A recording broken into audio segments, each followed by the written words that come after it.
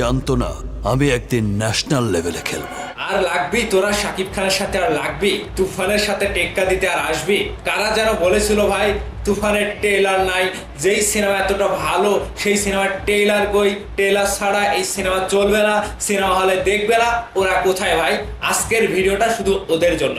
তুফানের ট্রেলার দেখে তাদের পেছনে ব্যথা ধরে গেছে, তারা রীতিমতো এখন কোথাও না কোথাও গিয়ে চিকিৎসা নিচ্ছে যে আমরা এই ব্যথাটা কোথায় গেলে সারাতে পারবো, এই ব্যথাটা শাকিব খানই তোদেরকে সারাতে পারবে। আজকের ভিডিওটা এক্সক্লুসিভ হতে চলেছে, আপনারা পুরো ভিডিওটা দেখে যাবেন, ভিডিওটা শেয়ারের পর শেয়ার করবেন যাতে তাদের কাছে ভিডিওটা পৌঁছে যায়।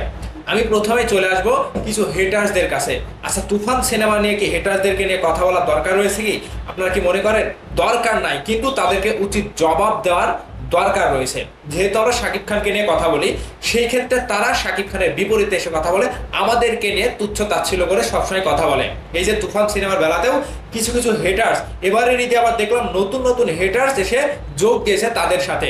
ওই যে আমি বলবো না, তার নামটা বলবো না, আপনারা বুঝে নিন। তবে তার যে ব্যথাটা শুরু হয়ে গেছে, তিনি তো বলতো তুফান তো বাতাস, তুফানের কোনো একটা বাতাস এসে থেমে যাবে, তুফান চলবে না, সবাই দেখবে না, এত এত মহড়া দেখায়, এত এত গলাবাজি করে, সুপারস্টার নায়ক হলে সারা বছর সিনেমা হিট দিয়ে দেখায়। তো তুফান সিনেমাটি নিয়ে তাদের যে মন্তব্য ছিল যে তুফানের ট্রেলার নাই, যেই সিনেমার ট্রেলার নাই সেই সিনেমাটি ভয় পেয়ে ট্রেলারটা দেয়নি, সেই সিনেমাটি হলে গিয়ে মানুষ কি জন্য দেখবে? তো এর জবাব হচ্ছে তুফানের ট্রেলার। গতকালকে তুফানের ট্রেলার রিলিজ দেওয়ার পরে সকল ভক্তরা যেন লুফে নিয়েছে, সারা বিশ্বে একটা ঝড় তুলেছে, বিদেশিরাও অবাক হয়ে গিয়েছে, বাংলাদেশের যে সকল হেটার ছিল তাদের মুখ বন্ধ হয়ে গিয়েছে, এক কথায় তারা স্টপ হয়ে গিয়েছে। তো এদেরকে এখন খুঁজে পাওয়া যাচ্ছে না, সকলেই কিন্তু তাদেরকে খুঁজছে, যে তাদের উচিত জবাব দেওয়ার সময় চলে গেছে।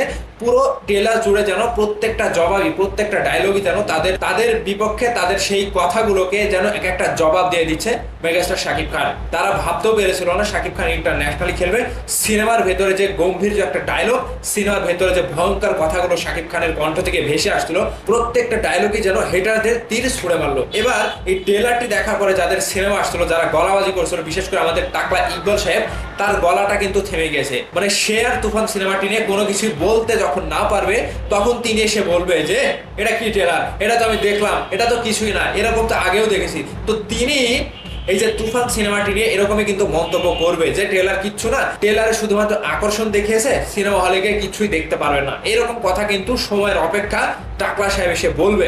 তো আমি এই টাকলা সাহেবের কথার সাথে সাকিব ভাইয়ের একটা কথা যুক্ত করতে চাই, যে দেখেন সাকিব ভাই প্রেস মিটিং এ কি বলেছিল, যে ছেলে তো ভাই পড়াশোনা করছে, পাশ করতে পারবে না, আর পাশ করতে পারলে চাকরি হবে না, আর চাকরি হলে বেতন পাবে না। এবার বেতনও পাবে, কিন্তু তখন সেই হেটার্সটা বলবে যে হ্যাঁ বেশি ভালো ভালো না। তো ঠিক সাকিব ভাইয়ের কথার সাথে যুক্তি দিয়ে আমি এদেরকে বলতে চাই যে এরা এসে এখন এই কথাটাই বলবে যে বেশি ভালো ভালো না, সাকিব খানের ট্রেলার ভালো না, সাকিব খানের ট্রেলার কেউ দেখবে না, ট্রেলারে সবকিছু ভুয়া। তো এগুলো কথা কিন্তু ওই হেটার্সটা এসে বলবে।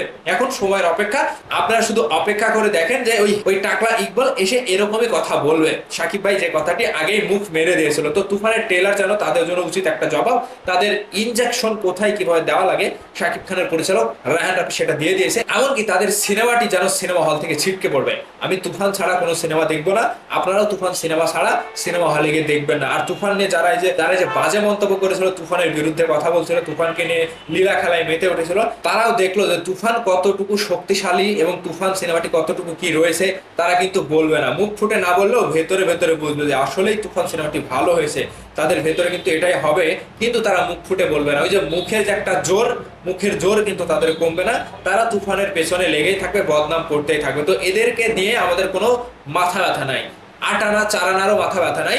তারা তাদের জায়গা থেকে বলবে আমরা তুফান সিনেমাটি নিয়ে ঈদে খেলবো। ঈদের দিন থেকে তুফান সিনেমাটি রিলিজ হবে সারা বিশ্ব, সারা বাংলাদেশ ব্যাপী, আর ইন্টারন্যাশনালি রিলিজ হবে আগামী 28 তারিখ। তো বাংলাদেশে ইতিমধ্যে ঝড় শুরু হয়ে গেছে ট্রেলার রিলিজ হওয়ার পরে।